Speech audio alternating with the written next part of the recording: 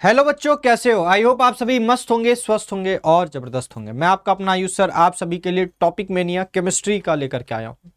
इस topic mania के series में हम लोग क्या देखेंगे कि आपके 2022 में या 2021 में ऐसे कौन से टॉपिक्स है हर एक चैप्टर से जिससे सवाल आए हुए हैं, उन सवालों को कैसे करना है, उनके कुछ एग्जाम्पल्स, उनके कुछ जो भी क्वेश्चंस पूछे गए हैं 2022 में, उसको हम लोग डिस्कस भी करेंगे ताकि चीज़ें हम लोगों को समझ में आए कि आखिरकार उस कॉन्सेप्ट से या उस टॉपिक से रिलेटेड सवाल हम कैसे परफॉर्म कर सकते हैं। आइए देखते हैं कि 2022 में फेवरेट टॉपिक आपका कौन सा रहा जेईई मेन के एनटीए वालों का। तो बात करते हैं तो फेवरेट टॉपिक की, तो केमिस्ट्री में जो सबसे फेवरेट टॉपिक रहा है वो है परसेंटेज कॉम्पोजिशन। बड़ा ही सरल सा कॉन्सेप्ट है, अगर आपको बेसिक कॉन्सेप्ट ध्यान है तो आप आसानी से किसी भी चीज का परसेंटेज कॉम्पोजिशन निकाल सकते हैं। सवाल आता है कि सर परसेंटेज कॉम्पोजिशन किसका निकालेंगे। फॉर एग्जाम्पल अगर मैं बात करूं आपसे कि मुझे कार्बन का परसेंटेज कॉम्पोजिशन निकालना है कार्बन डाइऑक्साइड में, तो कैसे निकालेंगे? तो कार्बन का परसेंटेज कॉम्पोजिशन निकालने का क्या तरीका होगा? हम दो तरीका से निकाल सकते हैं, एक weight of carbon upon weight of the compound. अब बोलेंगे sir weight of the compound क्या है? वेट ऑफ द कंपाउंड तो 44 है ना। वेट ऑफ द कंपाउंड 44 है और कार्बन का वेट कितना है? 12।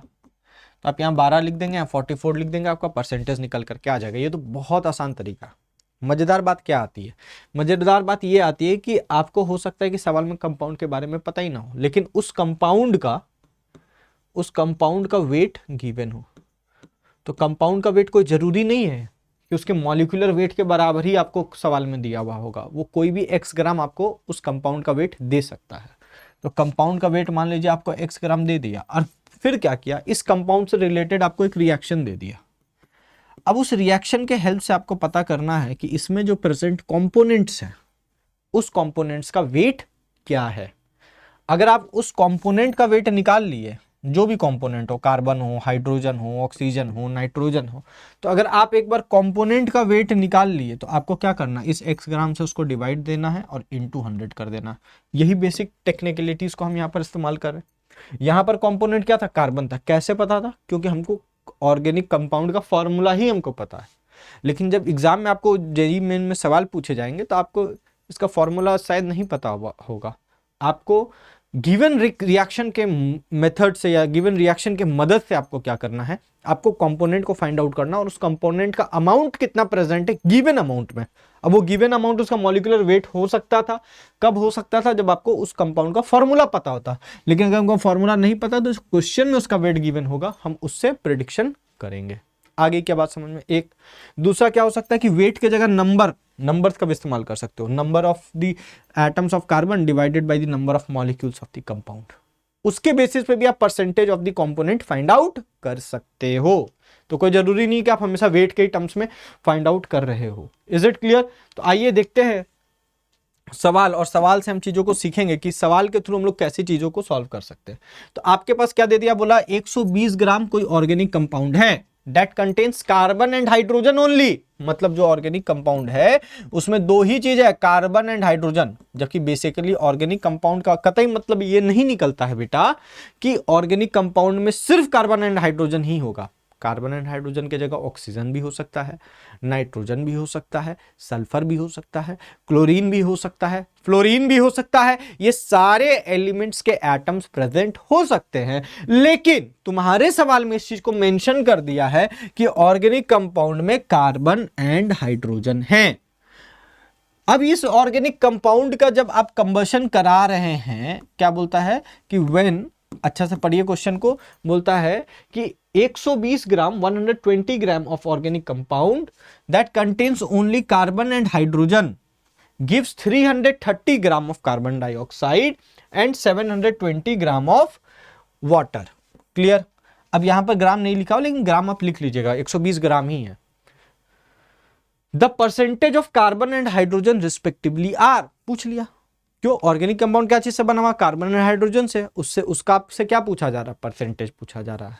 अब यहाँ पर आपको ऑर्गेनिक कंपाउंड नहीं पता, अगर पता रहता तब तो आप फटाक देने से निकाल लेते।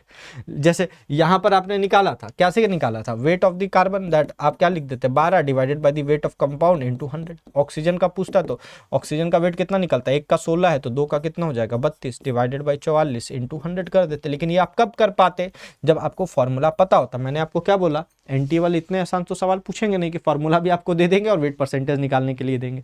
तो वो क्या करते हैं, फॉर्मूला को छुपा देते हैं और छुपा करके कोई रिएक्शन दे देता है, अब उस रिएक्शन से हमको पकड़ना है।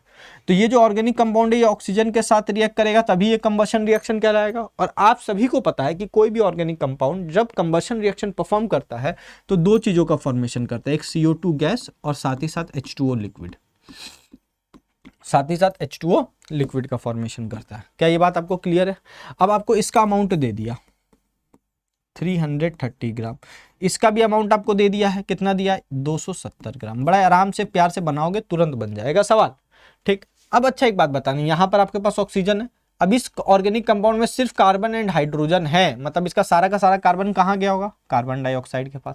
इसका सारा का सारा हाइड्रोजन क्या चीज में यूटिलाइज हुआ होगा, वाटर बनने में, according to law of conservation of mass, yes और नो। तो अब हम यहां पर क्या करेंगे बेटा, हमको पता करना है कि कार्बन कितना प्रेजेंट है कार्बन डाइऑक्साइड में। क्यों? क्योंकि जितना कार्बन इस कार्बन डाइऑक्साइड में प्रेजेंट होगा माय डियर, उतना ही कार्बन इस ऑर्गेनिक कंपाउंड में भी प्रेजेंट होगा। कैसे निकाल सकते हो, तो according to the given reaction आपको नजर आ रहा है कि 44 ग्राम में कितने कार्बन है, 12 ग्राम ऑफ कार्बन है। समझ में आ रहा है कैसे, 44 ग्राम इस मॉलिक्यूल का है जिसमें 12 ग्राम, एक ही कार्बन का आइटम है जिसका वेट कितना है 12 ग्राम कार्बन प्रेजेंट है। तो 1 ग्राम में कितना होगा 12/44, 330 ग्राम में कितना होगा, 330 ग्राम में 12/44 into 330। Is it clear? Solve करोगे तो ये कितना हो जाएगा 30, ये कितना हो जाएगा 4, ये कितना हो जाएगा, ये कितना हो जाएगा, काटो तो ये हो जाएगा 3, आंसर आ जाएगा 90 ग्राम आपका क्या है कार्बन है, किसमें, इस 330 ग्राम ऑफ कार्बन डाइऑक्साइड में।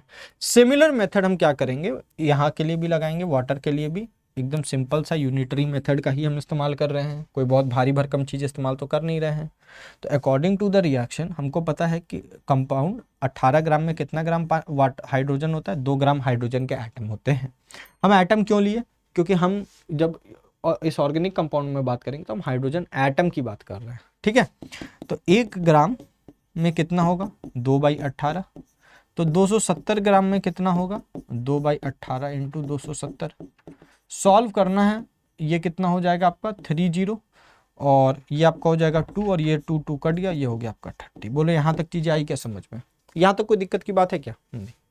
यहाँ तक आपको आई होप चीजें समझ में आ गई होगी। अब आपको क्या निकालना है, परसेंटेज ऑफ कार्बन। तो कैसे निकालोगे, weight of carbon upon weight of compound, weight of organic compound into 100। तो वेट ऑफ कार्बन आपका क्या निकल करके आएगा, देखो तो जरा 90 ग्राम upon weight of organic compound आपको सवाल में दिया हुआ 120, हाँ, इंटू 100। तो आपका आंसर क्या आ जाएगा, ये 0 कट गया, ये 3 हो गया, ये 4 हो गया, ये इसको काटोगे तो ये हो जाएगा 25 और 25 इंटू 3 75% निकल करके आ गया, ठीक है। 25 is equals to into 3 is equals to क्या आ जाएगा 75% निकल करके आ जाएगा। आपको क्वेश्चन में देखो पहले कार्बन लिखा हुआ है ना, तो यस पहले कार्बन लिखा हुआ है, तो इस कार्बन का क्या है आपका, अब देख लो सबसे पहले एक ही ऑप्शन है दैट इज 75, एक 75 है तो दूसरा 25 होगा। अब निकालने मत बैठ जाना एग्जाम हॉल में, आप इसके लिए फिर ये फॉर्मूला नहीं लगाना, दो ही कंपोनेंट है। तो हाइड्रोजन के लिए क्या निकल जाएगा 100 माइनस 75, आंसर आ गया 25%, ठीक। तो यहाँ कहीं कहीं पर छोटा छोटा काम में आपको टाइम को क्या करना, अपने सेव करना है। लेकिन while solving the question please try to solve the question cleanly and very neatly, ताकि चीजें बहुत आसानी से सॉल्व हो पाए। आगे बढ़ते हैं डियर, आगे बढ़ते हैं। अगर मैं आगे बढ़ूं तो ये आपके पास ये क्वेश्चन निकल करके आ जाता है कि the number of atoms, number of nitrogen atom in 681 gram of C7H5N3O6। आपको नंबर ऑफ नाइट्रोजन एटम निकालना। अगर आप ध्यान से देखें तो आपको एक चीज तो देख करके पता चल रहा है कि एक मॉलिक्यूल में कितने हैं भाई साहब, 3 नाइट्रोजन एटम है, 3 नाइट्रोजन एटम है, क्लियर। अच्छा अगर मैं इधर Na से मल्टीप्लाई कर दूंगा, बोलूं कि Na मॉलिक्यूल में कितने नाइट्रोजन एटम है, तो 3 इंटू Na नाइट्रोजन एटम होंगे। और ये Na क्या है, 1 मोल है, तो मैं बोल सकता हूं 1 मोल मॉलिक्यूल में 3 into Na number of nitrogen atom होंगे। बोलो यहां तक कोई दिक्कत की बात है क्या? जल्दी से बताना, यहां तक कोई दिक्कत की बात है क्या? हम मोल में क्यों कन्वर्ट किए? क्योंकि आपको क्या दिया गया है, गिवन वेट दिया हुआ है, वेट दिया हुआ है, तो हम इस वेट को क्या करेंगे, मोल में कन्वर्ट कर लेंगे। तो हम लोग क्या करेंगे, मोल्स ऑफ C7H5N3O6 का मोल कैसे निकालेंगे, given weight divided by molecular weight. बोलो हाँ या ना, यहां तक कोई दिक्कत की बात है क्या? नहीं। तो आपका गिवन वेट कितना है डियर? अच्छा प्यार से देख, 681 ग्राम है। मॉलिक्यूलर वेट जब तुम निकालोगे किसका, C7H5N3O6 का, क्या करोगे, 7 into 12 plus 5 into 1 plus 3 into 14 plus 6 into 16, यही करोगे। जब तुम इसको ऐड करोगे तो आपके पास क्या निकल करके आ जाएगा, 227 ग्राम। तो आप यहां पर क्या करोगे, 681 ग्राम को 227 ग्राम से डिवाइड दोगे। आप ध्यान से देखो 3 टाइम्स में ये कैंसिल आउट हो जाएगा। आपके मोल कितने निकल करके आ गए, 3। तो एक मोल में 3 into Na number of N atoms है, तो 3 मोल में कितने होंगे, तो 3 into Na number of atoms. आपको नियरेस्ट इंटीजर में आंसर देना, नियरेस्ट इंटीजर में। तो ये आपका क्या हो जाएगा, 9 into 6.022 into 10 to the power 23 N atoms निकल कर क्या आ जाएगा। बोलो यहां तक कोई दिक्कत की बात है क्या? इसको सॉल्व करोगे तो आपका लगभग क्या आ जाएगा, जल्दी से बताना, 54.18 के अप्रॉक्स में आपका आंसर आ जाएगा। ठीक है, 54, देखो 9 8 18 का 1 यहां पर आ गया और 9 6 54 इंटू 10 टू द पावर 23। हमको तो आंसर किस में देना, बहुत दिन घबरा करके आंसर इसी में लिख करके आ जाते भाई, 54 गड़बड़ा जाओगे। आपको क्या करना, 10 टू द पावर 21 में आंसर देना। तो आप क्या करोगे, इसके 100 निकाल के मल्टीप्लाई कर दोगे तो आंसर क्या आ जाएगा, 5418 इंटू 10 टू द पावर 21। तो यहां पर x की वैल्यू आपकी क्या हो जाएगी, जल्दी से बताना, 5418। तो ये भी एक तरीका का परसेंटेज कंपोजिशन से ही रिलेटेड है, क्योंकि आपसे कंपोजिशन में ही पूछ रहा है कि नंबर ऑफ एटम्स कितने हैं। जबकि मैंने आपको एक और तरीका बताया परसेंटेज कंपोजिशन निकालने का, कि आप number of atoms divided by total number of molecules into 100 करके भी परसेंटेज कंपोजिशन निकाल सकते हैं। तो ये कहीं ना कहीं परसेंटेज कंपोजिशन से ही लिंक होता हुआ क्वेश्चन निकल करके आता है। ठीक है, परसेंटेज कंपोजिशन का क्या मतलब है, आप अमाउंट पता करना चाहते हैं इन टर्म्स ऑफ परसेंटेज। अब अमाउंट ऑफ वेट के फॉर्म में भी पता कर सकते हैं, अमाउंट ऑफ नंबर के फॉर्म में भी पता कर सकते हैं, अमाउंट ऑफ परसेंटेज के फॉर्म में भी पता कर सकते हैं, किसी भी कंपोनेंट का किसी गिवन कंपाउंड में। Is it clear dear? तो ये था आपका दूसरा क्वेश्चन। देख रहे हो ये सारे के सारे क्वेश्चन जेईई मेन 2022 के ही हैं। ठीक है, नेक्स्ट क्वेश्चन देखो, ये भी बहुत फेमस टाइप का क्वेश्चन है। आपको क्या बोला है, a protein A contains 0.30% of glycine. Glycine एक कंपाउंड है। मान लीजिए बहुत दिन इस क्वेश्चन को ये भी करके छोड़ देंगे कि उनको ग्लाइसिन का फॉर्मूला नहीं पता, लेकिन देखिए एनटीए वालों का हेल्प करने का तरीका, आपको मॉलिक्यूलर वेट दे दिया है, वहां पर मॉलिक्यूलर वेट 75 दे दिया, क्योंकि आपको फॉर्मूला की जरूरत पड़ती किस लिए है, मोल कॉन्सेप्ट में फॉर्मूला की जरूरत इसलिए पड़ती है ताकि आपको आप मॉलिक्यूलर वेट निकाल सको। अगर स्टोइकियोमेट्री का क्वेश्चन नहीं है तो, इज इट क्लियर? ये क्वेश्चन स्टोइकियोमेट्री का नहीं है, तो इस क्वेश्चन को आप छोड़ करके मत आइएगा। सोचो जरा, आपको क्या बोलता था, minimum molar mass of the protein A is. अच्छा एक बात बताओ, आपसे मिनिमम मोलर मास पूछ रहा है प्रोटीन ए का, तो अगर कोई प्रोटीन है और उसका हमको मिनिमम मास निकालना है, तो एक बात तो क्लियर, उसमें ग्लाइसिन कितना होना चाहिए, ग्लाइसिन कम से कम एक मॉलिक्यूल तो होगा ही ना, आधा करके तो नहीं डाल सकते हो, ग्लाइसिन का एक मॉलिक्यूल उस प्रोटीन में मौजूद तो होगा ही होगा। तो अगर हमको इस प्रोटीन का मिनिमम वेट निकालना या मिनिमम अमाउंट निकालना, तो हमको ये बात पता है कि उसमें एक तो ग्लाइसिन होगा, एक तो ग्लाइसिन होगा। बोलो हाँ या ना? ठीक है, होगा सर। तो आपसे क्या पूछा, मिनिमम मोलर मास। ठीक है, क्वेश्चन में एक और बात बोल रहा है कि a protein A contains 0.30% of glycine. ये क्या है, ये बाय वेट है। तो अगर आप ध्यान से देखिए, अगर जब 0.30% ऑफ ग्लाइसिन, 0.03% ऑफ प्रोटीन में आपका एक मॉलिक्यूल तो होगा ही ग्लाइसिन का, इसका मतलब क्या 0.30% ऑफ अ टोटल प्रोटीन का वेट कितना है 75 ग्राम। इससे यही निकल कर क्या रहा ना कि 0.30% ऑफ प्रोटीन का वेट कितना है बेटा 75 ग्राम। क्या ये बात आ रही है समझ में? ठीक है, तो यहां से हमको क्या पता चलेगा कि 1% का वेट कितना होगा प्रोटीन का, 1% प्रोटीन का वेट कितना होगा, तो 75/0.3, इसको ऊपर ले जाओ, ये हो जाएगा 10, ये कट जाएगा, ये हो जाएगा 25, ये हो जाएगा 250 ग्राम, ये हो जाएगा 250 ग्राम। क्लियर है क्या? आपसे कितना में पूछा है? आपसे पूछा है कि 100%, क्योंकि अगर आप पूरा प्रोटीन को कंसीडर करेंगे तो 100% होगा, तो 100% ऑफ प्रोटीन में कितना होगा, तो आप इसी को क्या करेंगे 100 से मल्टीप्लाई कर देंगे, आपका आंसर क्या आ जाएगा 25000। आंसर इसमें नहीं छोड़ेंगे, ये ग्राम में है और आपका ये ग्राम पर मोल में ही निकला है, तो आपको क्या करना है 10⁻³ के टर्म्स में आंसर देना। ठीक है डियर, तो आप इसको क्या करोगे 25 × 10⁻³ ग्राम पर मोल लिख लोगे। क्लियर है क्या? ठीक है, तो ये आपका निकल करके आ गया, तो आंसर आप क्या बोलोगे 25 बोलोगे। क्या बोलोगे 25 बोलोगे। क्या यहां तक आपको चीजें क्लियर है? क्लियर है डियर। तो ये भी किसका क्वेश्चन है परसेंटेज कॉम्पोजिशन का, और ये मिनिमम मॉलिक्यूलर वेट के सवाल, मोलर मास का सवाल बहुत बार पूछा जाता है। ठीक है, आगे बढ़ते हैं। नेक्स्ट क्वेश्चन बोलता क्या है, on complete combustion of 0.30 gram of organic compound. 0.30 gram organic compound का है भाई, कोई ऑर्गेनिक कंपाउंड दिया हुआ है और इसका आपको वेट दे दिया कितना 0.30 ग्राम। बोलता क्या इस ऑर्गेनिक कंपाउंड का जब आप कंबशन कराते हो, कंबशन के लिए आपको ऑक्सीजन की जरूरत पड़ेगी, और जब भी आप इसका कंबशन कराओगे तो कार्बन डाइऑक्साइड प्लस वाटर बनेगा, हमेशा बनेगा, ऐसा कोई जरूरी नहीं है। अगर उस ऑर्गेनिक कंपाउंड में कोई नाइट्रोजन कंटेनिंग, नाइट्रोजन अगर प्रेजेंट है या सल्फर प्रेजेंट है, तो उससे रिलेटेड कंपाउंड्स भी आपको देखने को मिल सकते हैं। क्या यहां तक आ रही है बात समझ में? लेकिन यहां पर स्पेसिफाई कर रहा है कि the compound gives 0.20 gram of carbon and 0.10 gram of water. तो ये बात तो क्लियर हो गया। अभी इस कार्बन डाइऑक्साइड में आपका क्या है, आपका सिर्फ कार्बन प्रेजेंट है, वाटर में क्या हाइड्रोजन है, और जो यहां पर ऑक्सीजन है, यहां पर ऑक्सीजन है, वो यहां से भी आ सकता है। और एक सवाल है कि इस ऑर्गेनिक कंपाउंड में भी ऑक्सीजन प्रेजेंट हो सकता है। आपसे क्या पूछा था percentage of carbon in the given organic compound. आपसे पूछा कार्बन का परसेंटेज क्या है, तो कार्बन पूरा पूरी कहां से आ रहा होगा, यहीं से आ रहा होगा। तो अगर और यहां से आकर के कहां जा रहा होगा, यहां पर जा रहा होगा।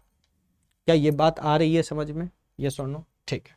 तो हमको क्या चीज निकालना पड़ेगा, अगर हमको कार्बन का परसेंटेज चाहिए तो आपको वेट ऑफ कार्बन की जरूरत होगी divided by weight of organic compound, divided by weight of organic compound, और उसको आप क्या करेंगे 100 से मल्टीप्लाई करेंगे। यही काम करेंगे कि नहीं करेंगे, जल्दी से बताना। अरे जल्दी से बताना, करेंगे कि नहीं करोगे? एकदम करोगे। तो परसेंटेज ऑफ कार्बन बराबर क्या हो जाएगा, weight of carbon upon weight of organic compound into 100। अगर आप वेट ऑफ कार्बन निकाल तो आपका काम नहीं हो जाएगा, क्योंकि वेट ऑफ ऑर्गेनिक कंपाउंड तो आपको ऑलरेडी पता है, वो कितना है डियर 0.30। जल्दी से बताना, क्या यहां तक आपको चीजें समझ में आई? ठीक है सर, यहां तक आगे। आगे क्या बोलता है 0.20 gram of carbon dioxide is present, इसका वेट आपको दिया हुआ 0.20। वाटर का वेट भी दिया हुआ आपको 0.10 ग्राम। बोलो हाँ या ना, जल्दी से बताना। क्या आपको यहां पर चीजें पता है कि नहीं पता है? यहां तक आपको चीजें पता है। अच्छा, अकॉर्डिंग टू द फॉर्मूला आपको क्या पता चल रहा है कि 44 ग्राम ऑफ कार्बन में, कार्बन डाइऑक्साइड में 12 ग्राम आपका क्या है, कार्बन। तो 1 ग्राम कार्बन डाइऑक्साइड में 12/44 ग्राम ऑफ कार्बन है, तो 0.20 ग्राम ऑफ कार्बन डाइऑक्साइड में 12/44 इंटू 0.20 ऑफ कार्बन प्रेजेंट होगा। क्या आपको यहां तक चीजें समझ में आ रही है? ठीक, आपको यहां से वेट ऑफ कार्बन पता चल गया क्या, कि इस ऑर्गेनिक कंपाउंड में कितना मौजूद होगा। यस, इस ऑर्गेनिक कंपाउंड में जो वेट ऑफ कार्बन निकल करके आएगा वो कितना आएगा, वो इतना निकल करके आएगा। जल्दी से बताना, क्या यहां तक आपको चीजें क्लियर है कि नहीं है? ठीक है, अब आपको क्या करना है, आपको ये पता चल गया, आपको यहां पर इसको क्या कर देना, पुट कर देना। तो आप क्या करेंगे 12/44 इंटू 0.20 डिवाइडेड बाई इंटू 100 भी है बगल में, डिवाइडेड बाई ऑर्गेनिक कंपाउंड का वेट कितना है 0.30। इसके बाद सवाल में कुछ बचता ही नहीं है, सिर्फ आपको क्या करना है, सॉल्व करना है और आप आंसर तक चीज़ों लास्ट में पहुंच जाओगे। तो अब आप इसको हटा दिए, ये 0 और ये 0 कट गया, ये 3 से ये कट गया 4 बार में, ऊपर हो गया 8, नीचे हो गया 44 इंटू 100। अब आप इसको भी काटना चाहे तो ये हो जाएगा 2 और ये हो जाएगा 11, इसको भी काटना चाहे तो ये हो जाएगा 200/11।